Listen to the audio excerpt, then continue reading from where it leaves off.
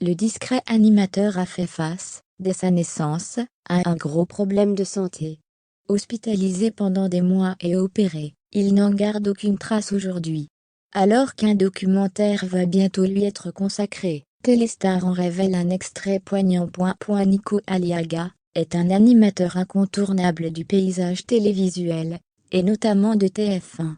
Cependant, on sait peu de choses sur sa vie privée, et notamment son enfance.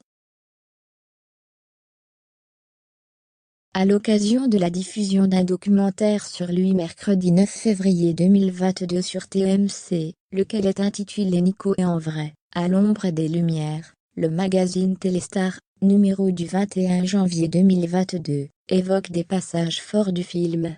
Le journal revient notamment sur la grave maladie que les médecins lui ont découvert à la naissance. Nico Aliaga est né le 13 mai 1969 à Paris. Un moment de joie pour ses parents qui s'est vite transformé en angoisse. Bébé Nico a malheureusement une malformation dans son petit ventre, une malformation du duodénum, un des 3 segments de l'intestin grêle, comme se souvient sa mère Arula. C'est grave et il doit rapidement être pris en charge. Après une opération, Nico Aliaga reste 3 mois à l'hôpital avant de rentrer chez lui. En 2015, alors qu'il était invité de l'émission C'est à vous sur France 5, le compagnon de la belle Tina Grigoriou avait évoqué sa maladie, et il n'avait pas mâché ses mots. Je suis né en 1969 à Paris et j'avais une malformation assez grave à l'époque, et j'ai été opéré à l'hôpital des enfants malades. Je pense que si j'étais né à l'époque, en province, en Grèce, j'aurais eu un peu moins de chance.